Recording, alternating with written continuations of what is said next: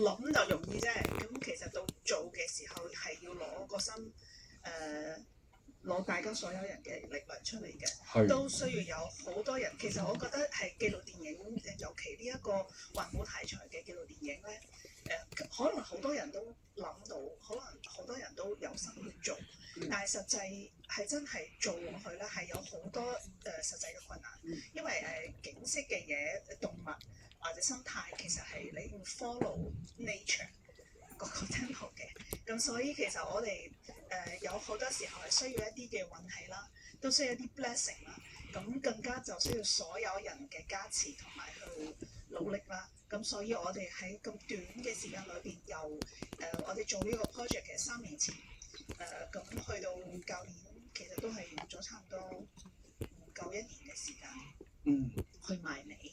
咁其實都好唔容易嘅。咁大家都知道喺香港節奏咁叫做節奏好快嘅一個城市嚟嘅。其實大家都好忙，我都好多謝趁住今日呢個機會，都好多謝所有被記錄嘅主角。其實佢哋打開咗佢哋嘅世界，俾大家會見到佢哋同自然之間嗰個關係。咁我哋可以做到今日呢一步咧，即係都好非常之感恩咯。咁可以令到呢一部嘅電影完成咗佢當初嘅設計嘅任務，就係去講翻人同自然之間嘅關係咯。嚇，係啊，監製講得好。多謝大家，即係交出你哋嘅世界，所以連結咗我哋觀眾每一顆心咧，亦都好重要。咁我相信喺我哋觀眾感受之前咧，導演就率先被我哋嘅朋友仔感動到啦，係咪啊？即係佢哋嘅故事都打動咗你，所以覺得你要堅持。我知道咧，之前日進都有透露過，哇！你係窮追猛打唔放過佢哋嘅日常生活㗎係嘛？因為佢哋嘅故事其實係點樣覺得都好想拍低佢哋嘅同大自然嘅關係咁樣。因為其實點講咧？我哋之前做電視版啦，咁當時我做濕地啦，就係 focus 係啲物種、啲專家點樣去做一啲保育嘅工作。咁但係去做呢個電影嘅時候，就希望係更加可以貼近我哋嘅生活啦。所以最後揀咗呢4位主角，都係我覺得佢哋嘅人生嘅故事點樣慢慢同個自然有接觸。咁去到一個好深入嘅位置嘅時候，又發現原來有啲嘢係佢哋都意想不到啦，有一啲衝突發生啦。咁佢哋點樣再進一步去解決？我覺得嗰啲嘢係好打動到我都希望係可以令觀眾會有共鳴咯。係啊，大家有冇共鳴啊？今日咁感受到，哇！見到大家都好即係好似我哋 poster 其實都人同大自然都會治愈到大家，每一個故事都係每一個人都係獨一樣，都會感動到大家。真知因為佢有真心。咁啊，同我哋嘅主角朋友仔傾下偈先，同日進傾下偈先啦。有 search 過，原來咧你參與咗料之前咧，仲有一本書嘅喎，都係同我哋啲鳥有啲關係喎，係咪因為咁樣所以你會嚟到呢個 project 咧？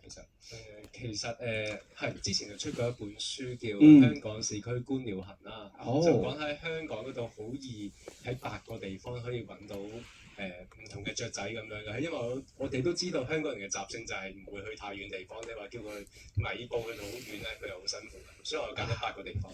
咁啊咁啱，以前我就因為我有另一個身份就係畫畫啦，頭先開戲我都睇到啦。咁而家又多咗個演員嘅角色啦。咁啊咁啱真係聊呢個 topic 就不謀而合咁樣，咁就合成咗啦。係啦，我補充少少又唔算係演員嘅角色，我都係做翻自己，係因為都好多謝蔡導演啦。咁其實佢唔係話狂追猛打嘅，唔係嘅，鍥而不捨嘅。哇，用得好精準啊！呢個4字成語，即係佢去到某一個地步，佢都話可唔可以再拍多少少啊？即係我話你已經跟到我屋企，跟住又去翻工。你以為夠啦係咪？其實唔夠。佢入埋間公司，係佢入埋嚟拍嘅。咁啊拍埋我去完公司之後話可唔可以去埋一啲 event，佢都會嚟埋。頭先喺戲嗰度咧，其實我哋係有個樓盤咧，就有個 event 咁樣，有個畫展，咁佢都嚟，咁我哋公司又 OK，咁我嚟探埋。咁啊成件事就拍到我比較真實一面，喺呢個城市啦，同埋我藝術再加自然上面嘅更加 3D 立體咁樣呈現出嚟成個故仔。所以都好多謝鳳凰衛視嘅團隊同埋蔡導演嘅。你放心，唔止 3D、4D 添啊！直情俾我哋了解晒你身邊每日見到邊個，我哋都知㗎啦。你放心，好了解你嘅係嘛？大家之後同我哋嘅 Hedy 傾下偈啦。Hedy 我相信好多朋友以前咧就喺大銀幕都有見到你，不過以前係真係演員啦，要演戲啦。但係今次冇得演喎，你真係要好喺導演面前即係話表露晒你自己，有冇唔習慣啊？其實好唔習慣嘅，因為本身都好少將自己咁私人嗰面去，即係同就算身邊嘅好朋友都可能好難知道啦。咁但係導演真係我見到佢對呢套紀錄片嘅付出，咁所以都覺得我係時候要交個心出嚟啦，同佢去連結咁樣。咁所以大家係一路慢慢一路越交越多。咁我覺得我睇完之後其實我好感動。係尤其是佢因為呢一套紀錄片去學咗潛水。係，因為佢都好想即係感受嗰個海洋世界究竟係點樣咧，咁所以佢就親身去學潛水，攞咗潛水牌，跟住所以你見到聽到嗰個水底嗰個聲效咧，其實係好似我哋喺水底嘅時候嗰個狀態，就係聽到嗰個呼吸聲啦，聽到自己嗰個心跳聲啦，就係嗰個 moment 就係咁樣咯，係，所以導演嘅努力係好值得大家去支持啊，係啊，一定啦！你自己都好身體力行啦，其實都為大自然付出咗好多時間啦，咁同精神啦。咁我知道有啲電影拍攝嘅時候，時隔1年2年啦，囡囡仲係咪都一樣咁乖，又陪你一齊去整下攤咁啊先？囡囡已經考埋潛水牌啦，佢而家都係香港最細嘅潛水員啦，啱啱10歲啦。咁佢都係啦，除咗潛水之外，佢都開始清緊鬼網啦。哇！10歲啫喎〜係啊，咁所以我相信佢條路會行得比我更加精彩，因為再細嗰啲開始咁樣。哇！OK，雖然阿妹幾多時間咁夜未必嚟到咧，都要俾掌聲佢啊，值得㗎，係啊，青出於藍啊，非常之犀利，好值得鼓勵啦。咁啊，我哋都希望有啲好似阿妹嘅精神咁樣一齊努力落去啦，都要係多謝 Heidi 嘅分享先。之後今日我哋嘅新朋友啊，成我嘅新朋友啊，因為第一場見到你好開心，歡迎你加入我哋嘅分享嘅團隊啦。咁又可唔可以同我哋分享下你同導演即係你仲記得第一次見面你哋傾咗啲乜嘢，同埋點解會答應佢參與呢個早鳥嘅 project 咧？我有幫鳳凰衛視之前拍香港自然故事電視版啦，所以認識咗蔡導演啦。咁我哋嗰時就合作去米埔啊，去唔同濕地就拍攝即係濕地嘅生物啦。咁因為我係一個生態攝影師啊，所以就嗰時負責就拍攝唔同嘅生物嘅嗰啲畫面咁樣咯。咁之後咁啱同一個時間，我自己有搞一啲 project 啦，就係一生月明嘅展覽，咁包括咗有得相啊、拍片啊，咁做咗好多嘢。咁所以就可能都係因為呢個故事，即係我做緊呢個 project 應該有啲意義，所以應該蔡導演就揾咗我嚟拍咁樣。但係咪冇諗過要去埋屋企嗰啲啊？即係都要入埋嚟影咁樣嘅。冇諗過。咁深入㗎，我哋呢個紀錄片，導演有冇補充？我有補充。係。因為其實阿成第一次嚟，我好激動。係。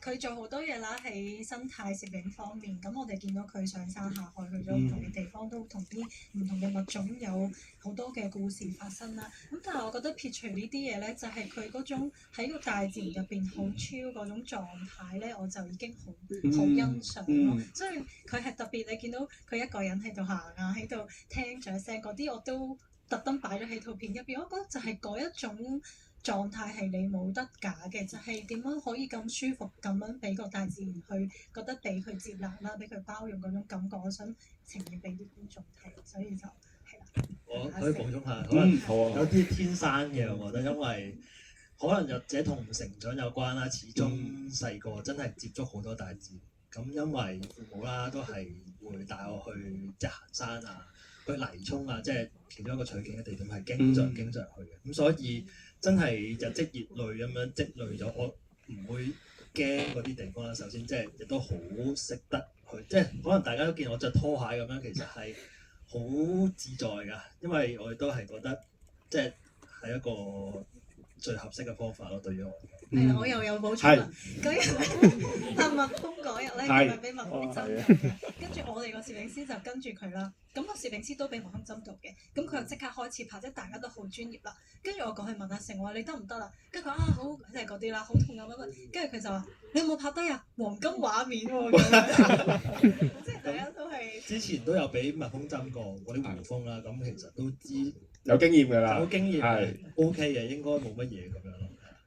所以好穩定係咪？其實佢嗰係最冷靜，係你哋我好擔心。我有少少唔冷靜嘅嗰刻，但係即係發現回過頭來發現都唔係啲咩嘅 ，OK 嘅。哇！果然有經歷嘅人啊，你係犀利，但係自然就係咁奇妙㗎啦，我點邊有得估啊？所以先紀錄片先有佢咁寶貴、值得存在嘅價值啊嘛。咁啊，仲有最後少少時間，不如5位嘉賓，譬如可唔可以都有冇一啲説話，即係由電影嘅世界翻到嚟現實嘅世界，有冇啲咩嘢最想我哋今晚咁多位觀眾朋友仔帶走嘅咧？睇完套戲之後，導演先啦。咁其實我哋拍呢套電影嘅初衷咧，都係想再 remind 翻大家，其實香港呢個城市好特別啦。我哋離個山同海好近，咁好容易地就可以喺大自然入邊係得到一啲力量咯。當我哋嘅工作生活覺得好大壓力嘅時候，咁所以我哋都想將呢個信息傳達俾更多嘅觀眾啦。咁今日呢一場本身係我哋第5場嚟嘅，依家都有加多2場啦，係啦，因為有大家嘅支持，咁都希望大家可以再繼續如果覺得係有感動到你嘅話，都同身邊嘅朋友去講啦。希望我哋都呢套戲可以行得再遠啲咯。一定可以，大家想唔想同我哋繼續行落去？可唔可以俾啲掌聲我哋嘅團隊？記得真係太好聽啦！又繼續入進啦，入進嚟簡單講下。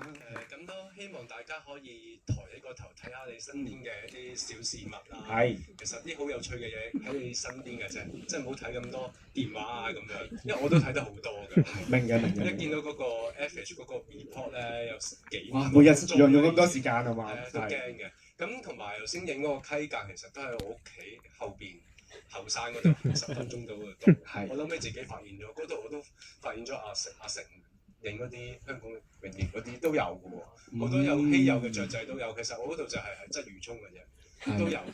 所以你身邊都會有呢啲好有趣嘅事物，留意一下。唔一定去好遠㗎，唔使去好遠㗎，知道你身邊係一手出去其實已經可以㗎啦，係啊。之後又請監製。依家諗翻我哋當初去策劃呢件事咧，係覺得好值得。因為成個故事係想講750萬人，即係我哋全部都係其中嘅一份子啦。咁其實香港人係好有福嘅，因為我哋生活嘅呢一個環境入面咧，其實唔係淨係有高樓大廈嘅，係有山有海，有好多嘅好靚嘅地方，你仲未去㗎。咁所以我哋喺香港生活咧，就我覺得其實大家平時即係我有一個數據嘅話，我哋其實21個郊野公園咧，原來有成500萬嘅香港人咧，應該係喺你附近3公里嘅範圍之內咧，你係有個途徑係可以去到大自然嘅郊野公園嚇。咁所以其實好容易，so easy。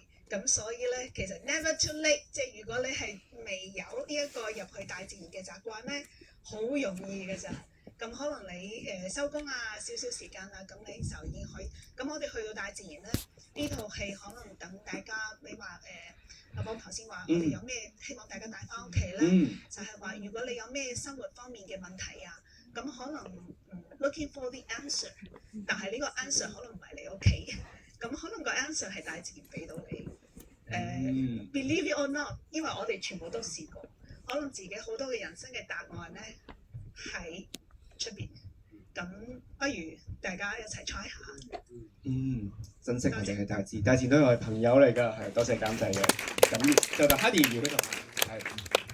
頭先佢哋講嘅都係我嘅心聲，都講得好好啊！真係。因為我自己都係由細到大，即係我會視個大自然係我嘅朋友啦，同埋老師啦。即係以前喺冇乜嘢玩嘅世界嘅時候，其實嗰個就係我嘅遊樂場啦。